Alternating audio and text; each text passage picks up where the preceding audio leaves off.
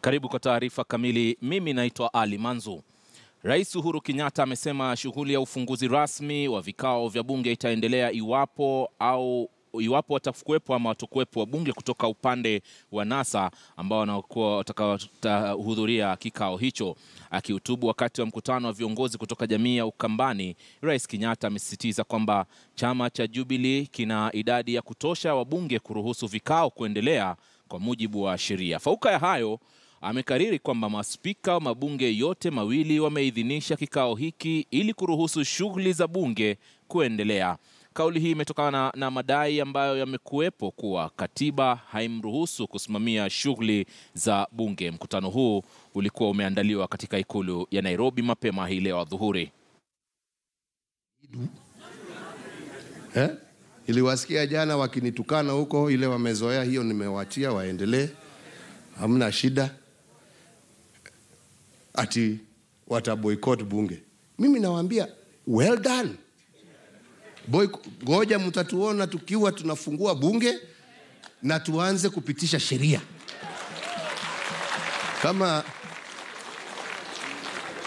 Kama hawana haja kuparticipate, nani amewazuia? Si ni haki yao kuja wakitaka, wakikosa kutaka wakae. Sisi tunataka tu amani. So hata wakiboycott, what difference does it make? Zero. Standing orders ziko.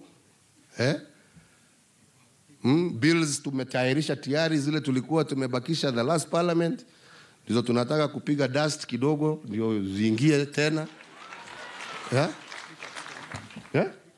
Speaker yuko. Sasa jameni, si kujigamba, ni ukweli. Kamati kama hawataki, basi Nyamae ndio huyu hapa, arudi kwa chairmanship yake ya health, tuendelee na dunia. What is the problem? Isipokuwa magazeti kuja kila siku kututisha, NASA will boycott. It's all right. No problem. No problem. Afadhali amani, peace, boycott, mukae nyumbani. The people who will lose out are the people who you represent. They are the ones who will lose out because their issues will not be articulated. But anyway, haya ndio ya ukweli. Haya ndio ya ukweli. Na ndipo mimi nasema hakuna haja ya kuogopa, tuambie watu ukweli. Na hiyo ndio ukweli. Hata akichaguliwa, we have the opportunity in parliament within 2 months, 3 months. Tumemtoa.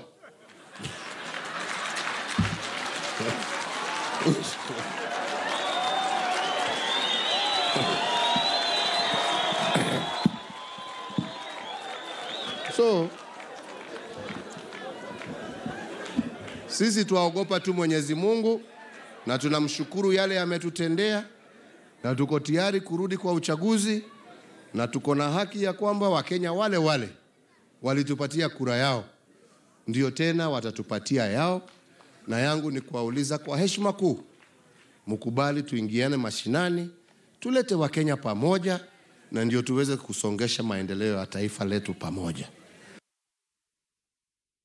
Na mtazamaji, tunafuatilia taarifa hizo kwa umakini kabisa, na kwenye muda usiokuwa mrefu tutawasiliana na mwanahabari mwenzangu ambaye ni Elvis Kosgei. Bila shaka yuko katika maeneo ya Eldoret pale kutuarifu na hisia za wenyeji kuhusiana na hotuba hiyo ya rais. Lakini kabla ya kwenda huko, kwanza, muungano wa NASA umesisitiza kuwa wabunge wake hawatohudhuria vikao vya ufunguzi wa bunge unaotarajiwa kufanywa na Rais Uhuru Kenyatta hapo kesho. Kwenye kikao na wanahabari mapema hii leo, mmoja wa viongozi wa muungano huo, seneta wa Bungoma Moses Wetangula, amesema Rais Uhuru hana mamlaka kuongoza kikao hicho.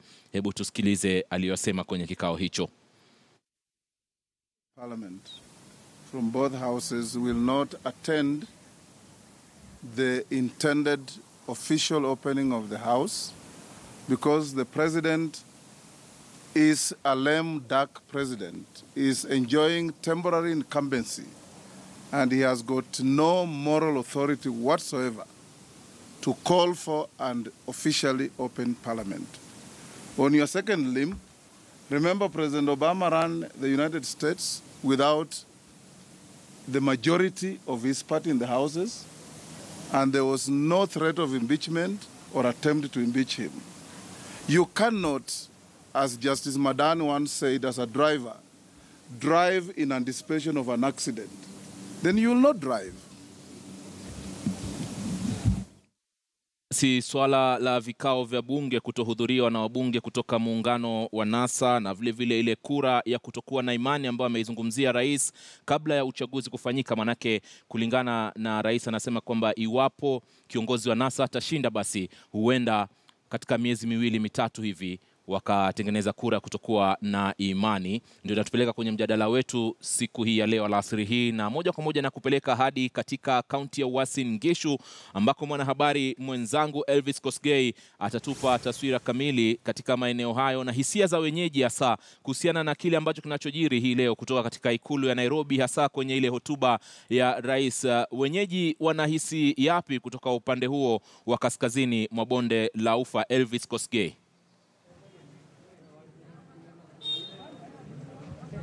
Naam, Alimanzu, hisia mseto zimeendelea kutolewa labda na kauli ya Rais Uhuru Kenyatta kuhusiana na jinsi ana mipango kwamba huenda atachukua hatamu za uongozi, basi wataweza kumtimua kwa kutumia ile idadi walionaye bungeni. Vile vile akaahidi kwamba kiwango cha labda idadi ya viongozi hasa waliochaguliwa kutoka muungano wa NASA ni finyu mno kuwawezesha kupitisha sera yoyote wala mswada wowote ambao utakao stahili kupatiwa kipaumbele bungeni. Na hivi moja kwa moja nataka kuzungumza na wananchi wa kaunti hii ya Uasin Gishu, labda watuambie maoni yao kuhusiana na kauli ile ya Rais Uhuru Kenyatta kwamba hata ikiwezekana wanaweza badilisha katiba, manake wana idadi kubwa sana ya viongozi walioweza kuchaguliwa. Okay, Uhuru anasikia uchungu sana. He's very much annoyed because of the because he won this election, and then it's frustrating IPC. Why? We are not happy about this guy. Uhuru ni kama Mungu, and if not so, we are going to Kasarani to do what you want to do. I'm not happy about that one. So next, Raila must say, Uhuru ni baba yetu na Uhuru ni moyo wetu, na Kalonzo awachane na Ruto. Na mimi nimesema awachane nani? Ruto. Asante. Hiyo ni maoni yako bwana. Haya, acha tuweze kusikia kutoka kwa huyu. Nashukuru kwanza kwa kukuja huku Eldoret. Kitu ya kwanza kenye nanipatianga changamoto sana, ama Uhuru ni mwanaume. Uhuru kitu kenye napenda kila mara yeye anasemanga tupige kura kwa amani. Na kitu kenye napenda Uhuru tena ni jamaa ni mtu wa amani, anapenda amani. Lakini Raila ni kitu ana force vitu mingi sana. Kama Raila anaona yeye atachukua, wacha ongoje tarehe 17. Tupige kura ndio tuonyeshe Raila Uhuru ndio alichukua hii kura. Tupige Uhuru kabisa. Tuambie Uhuru ako sawa kabisa. Asante sana. Uliweza kusikiza labda hotuba ya rais. Aliweza kusema kwamba wana uwezo wa kuweza kubadili katiba na kuweza kumtimua Raila Odinga hata kama ataweza kushika hatamu za uongozi. Wewe una maoni gani? Kulingana na maoni yangu mimi, ama kwanza kabisa kwa majina naitwa Boa Sawe, mimi ni mkaaji wa Eldoret, biashara Eldoret. Kulingana na chenye rais ameweza kusema kwa siku ya leo, maybe kwa kulingana na maoni yangu naona rais anaongea kwa majungu baada ya kuona election, then judiciary wakachukua hatua ya kunullify ile election rais alikuwa amechukua. So mimi nikiwa mwananchi wa kawaida, ni kama ningepata nafasi ya kuweza kuongea na mtu kama Raila, ningeweza kumuuliza, kwa sababu kulingana na sheria inamruhusu baada ya nullification of that election inatoa wakati wa muda wa siku 60 IBC watoe siku yeyote ya kurudia uchaguzi. Na unapata Raila kwamba anaongea kana kwamba hayuko tayari katika hizo siku 60, ama anakata ile siku IBC wameweza kutoa. Of which ukiangalia kwa mawazo yake, kama ningemuuliza nikiwa mwananchi ama Mkenya, ningeweza kumuuliza kwamba isipokuwa hiyo tarehe 17 yenye siku yenye tume IBC imeweza kutoa, yeye mwenyewe angeweza kutoa siku kani kulingana na ile sheria inawaruhusu IEBC watoe siku ya uchaguzi. Naam, Alimanzu, ni baadhi tu ya maoni hasa kutoka kaunti hii ya Uasin Gishu. Kwa kweli umesikia jinsi wameweza kujieleza wenyewe, baadhi wakiweza kukubaliana, baadhi wakiweza kugadhabishwa na jinsi labda upinzani umekuwa ukisuasua hasa kwenye masuala yanayofungamana na tarehe ya uchaguzi. Lakini ni tarehe 17 ndipo itapokaamua mbivu na mbichi, hasa Wakenya watakapokuwa wakienda kupiga kura. Manzu. Naam, asante sana kusikia kutoka upande huo wa kaskazini mwa bonde la Ufa, ukiwa katika mji wa Eldoret. Elvis Kosgei, huyo kaunti ya Uasin Gishu, ambaye ametupa ya kinachoendelea hivi sasa kuhusiana na hisia za Wakenya kuhusiana na ile hotuba ya rais aliyoitoa mapema hii leo adhuhuri. Kwingineko katika taarifa pia tunayoifuatilia kwa ukaribu sana, mtazamaji, ni ile ya mbunge wa Gatundu ya Kusini Moses Kuria na aliyekuwa seneta wa kaunti ya Machakos Johnston Muthama, ambao ametiwa mbaroni kwa tuhuma za kutoa matamshi ya uchochezi katika siku za hivi karibuni. Kuria amehojiwa katika makao makuu ya idara ya jinai, huku Muthama ambaye alizuiliwa huko Gangundo pia alielekezwa huko. Kuria ametuhumiwa mara kadhaa kutoa matamshi ya chuki hivi majuzi, huku naye Muthama akijipata matatani kwa matamshi yake ambayo aliotoa wakati wa mkutano wa kisiasa wa NASA mwishoni mwa juma iliyopita. Tume ya Uwiano na Utangamano wa Kitaifa NCIC imekuwa ikiwaonya wanasiasa na Wakenya kwa ujumla dhidi ya kutoa matamshi ya chuki. Hivi sasa basi tunawasiliana na mwanahabari mwenzangu Trixie Ngado, ambaye yuko katika makao makuu ya idara ya upelelezi humu nchini ama jinai nchini, yani CID, yaliyoko katika barabara ya Kiambu, bila shaka kutuarifu tuna kinachoendelea hivi sasa. Labda kunaendelea nini sehemu ambayo uko, Trix? Na Manzu, kama ulivyosema, mbunge wa Gatundu Kusini alifikishwa hapa ili kwa ajili ya zile tuhuma za matamshi yake aliyotoa wiki iliyopita, ambayo yalipeperushwa moja kwa moja katika mtandao wa Facebook, ambapo alisema maneno kadhaa ambao watu wengi hawakufurahishwa nayo, hasa watu walio katika mrengo wa NASA, ambao na pia watu wote ambao wako mtandaoni walisema kwamba matamshi yale ni hatari kwa vile yanaweza chochea hamaki na pia vita dhidi ya watu ambao wana sijui nitasema labda watu tofauti. Unajua kwamba watu ambao wanasikiliza mwanasiasa popote palipo wanamchukulia wanatilia maanani yoyote anayosema. Kwa hivyo leo tumefika hapa na tukangoja kiasi kuona kama ni kweli alifika, na upelelezi ambao tulifanya tukauliza hapa na pale, tukaambiwa ni kweli Kuria alikuwa hapa, na mida michache iliyopita tumeona gari ambalo alikuwa ndani likiondoka. Hawakutaka kuongea na wanahabari, na pia Johnston Muthama ambaye pia alifikishwa hapa kwa hizo tuhuma, ambapo inasemekana alitoa matamshi ambayo ni ya mabaya kule Kitengela wiki ijayo, pia alifikishwa hapa na ameondoka. Hii si mara ya kwanza kwa wanasiasa wote wawili kuchunguzwa au kufanyiwa utafiti kufuatia matamshi mabaya ambao watu wengi wakasirishwa nayo ambayo wanasema yanaweza chochea vita dhidi ya vitengo mbalimbali, haijalishi ni vitengo vya kisiasa vya upande upi.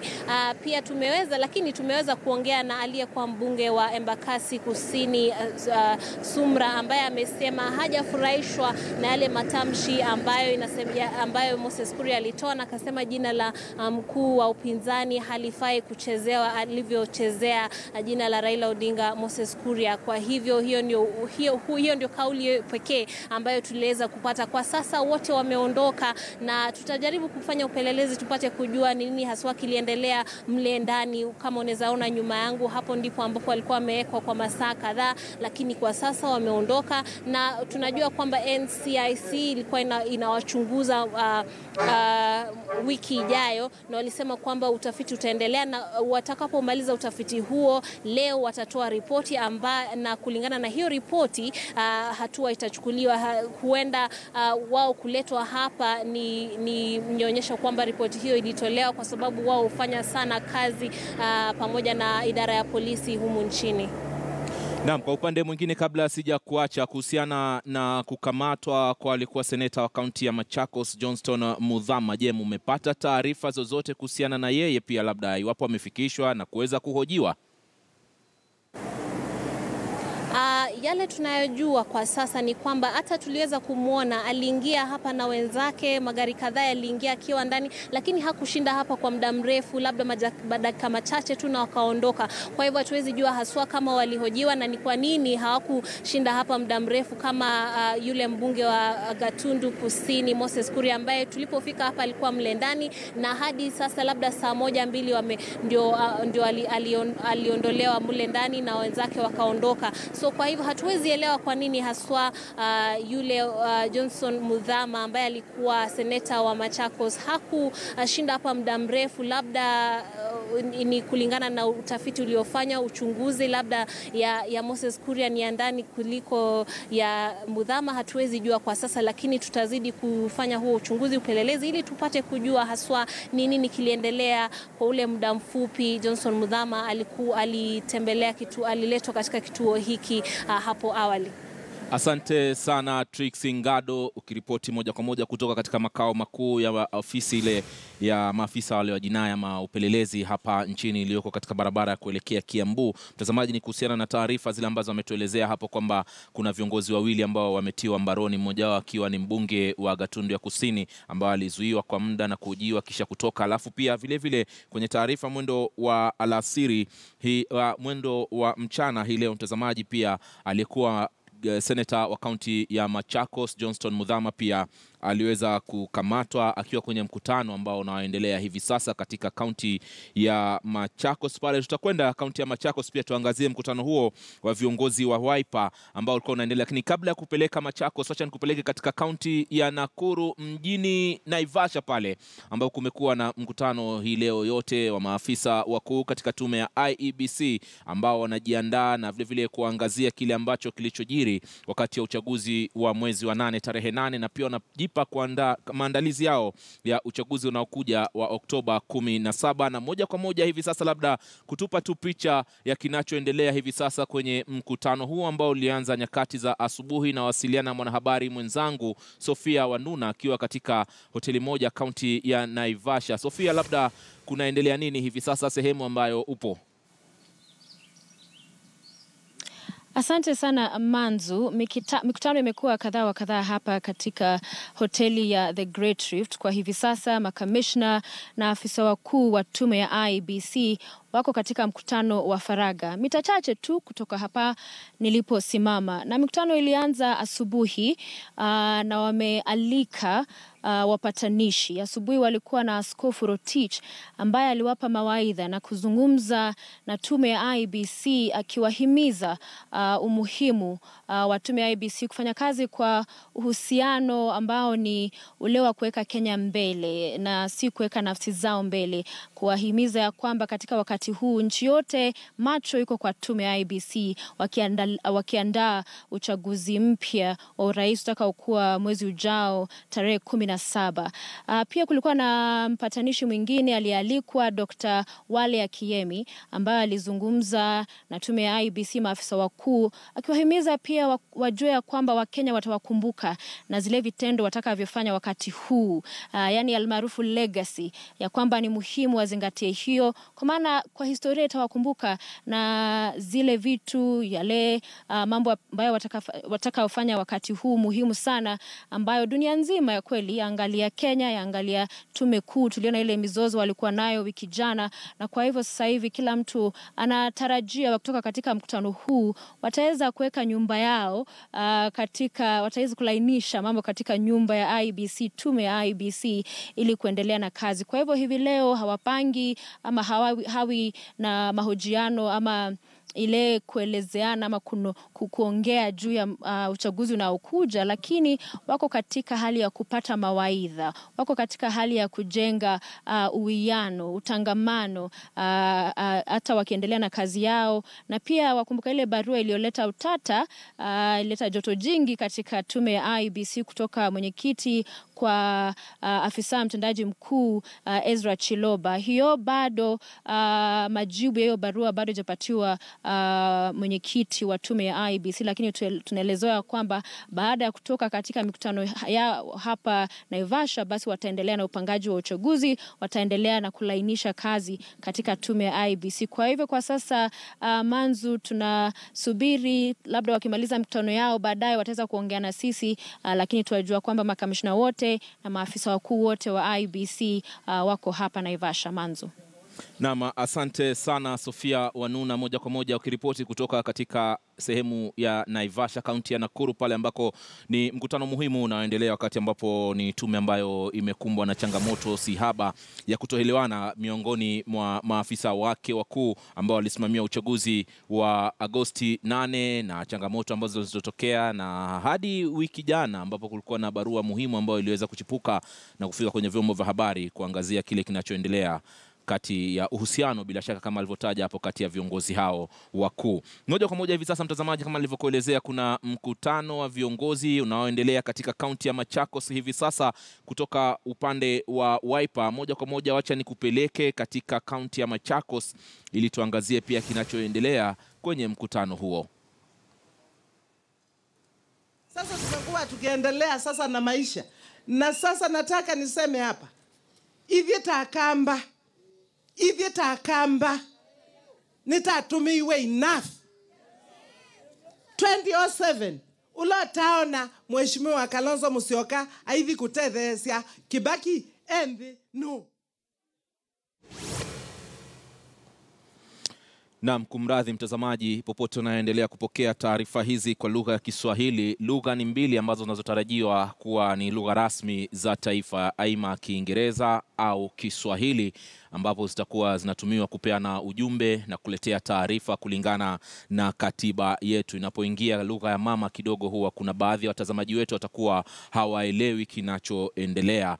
Hivyo basi tutafuatilia taarifa hiyo, alafu tutarudi baadaye ili tuweze kukuarifu na kinachoendelea. Hivi sasa tunawasiliana na mwanahabari mwenzangu ambaye ni Shadrack Miti, vile vile akiwa katika afisi zetu zilizoko hapa jijini Nairobi, pia kutuarifu na kinachoendelea hivi sasa kuhusiana na masuala ya siasa. Nadhani Shadrack, unanipata vema kabisa?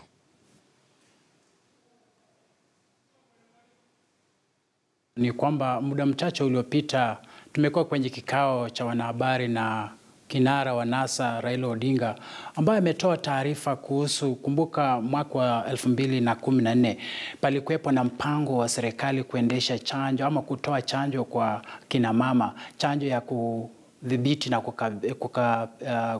kuzuia maradhi ya pepo punda ama ukipenda katika Kiingereza tetanus. Lakini kwa mujibu wa taarifa ambazo tumepewa na kinara wa NASA Raila Odinga muda mchache uliopita, chanjo hizo zilikuwa na chembe ambazo zilikuwa na itilafu kiasi cha kuathiri kina mama wengi ambao walipitia mpango huo. Na kwa mujibu wa taarifa tulioipokea kutoka kwa Raila Odinga ni kwamba wengi wa kina mama waliopokea hiyo chanjo wamekosa uwezo wa kupata watoto.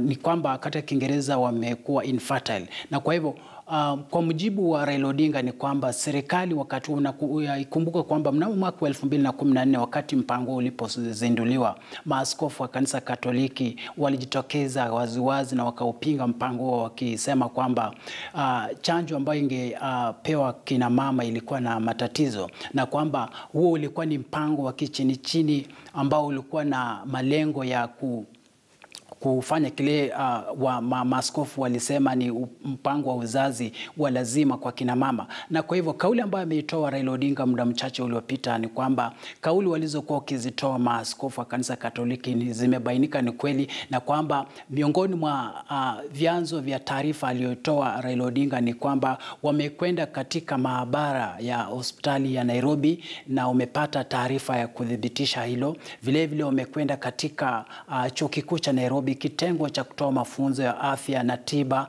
vilevile wamepata idhibati ya taarifa hizo, na vilevile wakaenda katika mashirika mengine ambayo yamekuwa yakihusika katika uchunguzi wa kina kuhusu chanjo hiyo na athari zake. Na kwa hivyo kile anachokisema ni kwamba hadi kufikia sasa hajatoa idadi kamili ya kina mama ambao wameathirika, lakini anasema taarifa ama matokeo yaliyopo ni kwamba chanjo hiyo iliwaathiri kina mama wengi, japo hapana takwimu kamili za kuelezea, lakini kila amebainisha ni kwamba ndio wapo kina mama ambao kwa sasa hawana uwezo wa kupata watoto tena. Manzu. Naam, kwa upande mwingine ndio tumesikia kwamba utafiti umefanywa, na si utafiti kutoka kwa maabara moja bali maabara kadhaa, na ni maabara ambazo zinazoaminika hasa katika huduma za afya hapa nchini. Tukizungumzia ile hospitali ya Nairobi na hata katika chuo kikuu cha Nairobi ambapo kuna ile idara ya kufanya utafiti na mambo kama haya. Je, ushaweza kusikia labda madai haya yametolewa upande mmoja, kwa upande mwingine tushaweza kusikia kutoka kwa upande wa serikali? Nakumbuka mwaka 2014 hii ilikuwa ni mada kubwa sana, hususan katika viongozi wa ile katika maeneo yale, viongozi wa Katoliki ambao walipinga kabisa chanjo hii ya kipindupindu. Je, upande wa serikali kupitia waziri labda Maili washazungumza lolote, ama mtu yoyote amezungumza kutoka upande huo?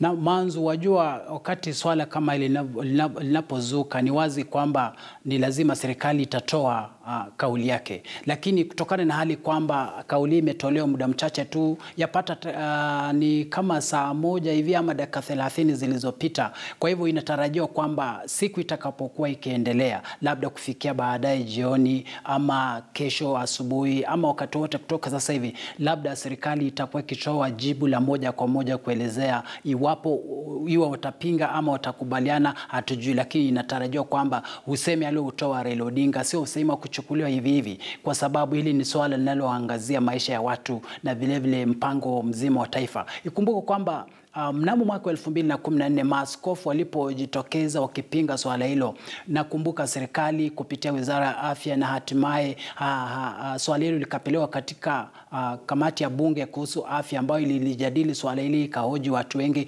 lakini baadaye wakatangaza kwamba chanjo ilikuwa salama na ilikuwa salama kwa watu kutumia. Na kwa hivyo hapo ndipo sasa serikali ilitoa agizo kwamba kila mama apewe chanjo hiyo. Lakini sasa hatujui kama kweli namna ambavyo Raila Odinga ametoa taarifa yake, hatujui sasa serikali nayo itajitokeza kwa njia ipi na ni kauli ipi itatoa. Na vile vile labda kusisitiza tu lile ambalo limezungumziwa ni kwamba ukiangazia taasisi ambazo kinara wa upinzani ameongelea, iwe ni hospitali ya Nairobi, chuo kikuu cha Nairobi, nakumbuka kuna kile kituo cha Lancet. Lancet ni kikundi cha madaktari ambao hujihusisha na masuala tofauti ya tiba, na vile vile hiyo ripoti ambayo tumepewa leo idhibati yake imetoka katika kundi hilo la madaktari. Na vile vile ipo taasisi nyingine kutoka ya kimataifa ambayo vile vile ilihusika katika uchunguzi huo. Na kwa hivyo unapata kwamba ni taarifa ambaye chanzo chake kimejikita katika vyanzo vingi kabisa,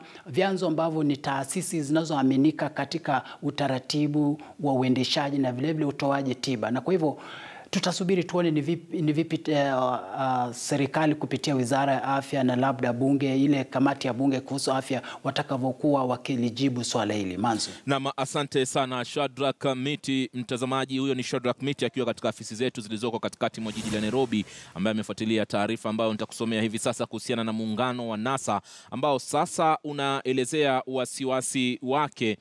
Naam, kiongozi ama muungano wa NASA sasa unaelezea wasiwasi wake kuhusiana na chanjo ya kipindupindu ambayo iliweza kutolewa miaka 3 iliyopita, na kwenye muda mfupi tu uliopita kiongozi wa NASA aliweza kuzungumza na wanahabari kuhusiana na chanjo hiyo.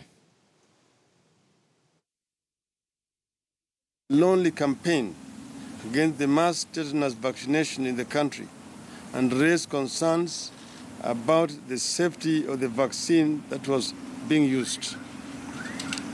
The church position was informed by what had happened in Mexico, Nicaragua, and Philippines, where the various governments, together with the World Health Organization, UNICEF, had conducted similar campaigns using tetanus toxoid impregnated with the beta human chorionic gonadotropin, that is BHCG, that causes permanent infertility among girls and women.